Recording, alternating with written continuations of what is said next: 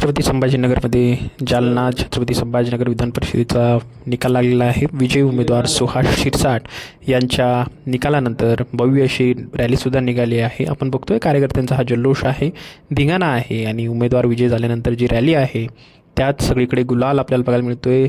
कार्यकर्त्यांचा जल्लोष आहे, डीजे आहे, सर्व मिरवणूक आहे आणि नेमकं काय घडलं आहे, त्यांच्या काय भावना आहेत आणि विजयी उमेदवारांनी काय सांगितलं तेही बघणार आहोत। महायुतीचे सर्व उमेदवार, राज्याचे मुख्यमंत्री देवेंद्रजी फडणवीस साहेब, उपमुख्यमंत्री एकनाथ शिंदे साहेब, उपमुख्यमंत्री सुमित्राताई पवार या तिघांच्या नेतृत्वात आम्ही महाराष्ट्रातल्या सगळ्या विधान परिषदच्या निवडणुका लढलो आणि आज जनतेने आज कौल हा महायुतीच्या साईडने दिला आणि महायुतीला सगळीकडे यश प्राप्त झालंय।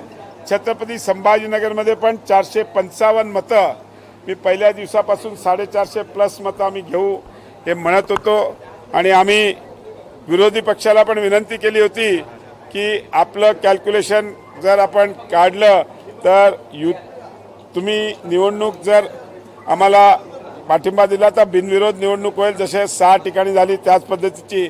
पण शेवटच्या मोमेंटपर्यंत त्यांनी आम्हाला सांगून नंतर ते काही निर्णय घेतला नाही। पण मला नक्कीच खात्री आहे की या महाराष्ट्राच्या जनतेने महायुतीला म्हणजेच भारतीय जनता पार्टी, शिवसेना आणि राष्ट्रवादी NCP अजितदादा ग्रुपला आज बहुमत दिलं आणि सगळ्यांनी आम्ही एकत्र लढल्यामुळे आज आम्हाला भरपूर यश मिळालं। मला एक गोष्ट सांगा, तुम्ही आमचे निवडून आलेले प्रतिनिधींचं टोटल करा। आमचं 426 मतं तर आम्हाला आमच्या भाजप, शिवसेना आणि आमच्या मतावर निवडून आलेले होते। बाकी आमचे जे काही अपक्ष विक्षय ज्यांनी ऑलरेडी आम्हाला निवडणुकीत सपोर्ट केला होता अशी सगळी मंडळी होती। घोडेबाजारी कोण केलं ते त्यांनी केलं का, MIM आणि उभाटा काय छुपी युती आहे त्यांनी बघून घ्यावं। जे माझ्यावर नेहमी आरोप करतात, आज कशाला फर्स्ट प्रेफरन्स आणि सेकंड प्रेफरन्स घ्यायची, MIMची मतं घ्यायची का गरज पडली पाहिजे? त्यांनी घेतली फर्स्ट प्रेफरन्स, सेकंड प्रेफरन्सची मतं घेतली ना। बरं, त्यांचं म्हणणं असं आहे की त्यांच्याकडे 119 होत्या पण त्यांना 135 मिळाले। तुमची मतं फोडण्यात पहिल्या आमची मतं ॲक्च्युअल तसं बघायला गेलं तर 419 मतंच आमची होती। भाजप, शिवसेना आणि अजितदादा राष्ट्रवादी ग्रुप ही जी बाकीची ॲडिशनल मिळाली आहे ते असेच अपक्ष, मित्रपक्ष अशांनी ज्यांनी आम्हाला निवडणुकीत मदत केली होती अशाच लोकांचं आम्हाला मतदान मिळालेलं आहे। घोडेबाजार कोण केला, काय केला हे त्यांनी त्यांचं स्वतःचं आत्मपरीक्षण करावं। नाशिकमधला विषय आता युतीमध्ये तिढा निर्माण करण्यासाठी कारणीभूत ठरायला लागलेला असं दिसतंय। राज्याचे नेते यामध्ये आवर्जून लक्ष घालतील आणि त्यामध्ये काही ना काही तोडगा निघेल। या सुहास भाऊ या सुहासजी या।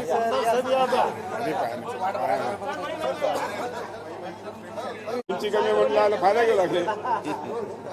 सर, विजय झाला, निवडून आलात, काय सांगाल? पहिली प्रतिक्रिया नक्कीच जो महायुतीनं आणि महायुतीच्या सर्व नेत्यांनी या ठिकाणी जो विश्वास माझ्यावर टाकला आणि या ठिकाणच्या सर्व महायुतीच्या कार्यकर्त्यांनी एकत्रितपणे काम केलं, सावे साहेबांच्या नेतृत्वाखाली, कुचे साहेबांच्या नेतृत्वाखाली, चव्हाणताई या ठिकाणी आमदार आहेत त्यांच्या नेतृत्वाखाली सर्वच जे महायुतीचे या ठिकाणी घटक पक्ष आहेत, शिवसेना असेल, शिंदे गट किंवा राष्ट्रवादी अजित पवार गट असेल, या सर्वांच्या मदतीनं आणि या सर्वांच्या कार्यकर्त्यांनी एकत्रितपणे काम केलं आणि त्याचाच निश्चितपणे हा विजय आहे।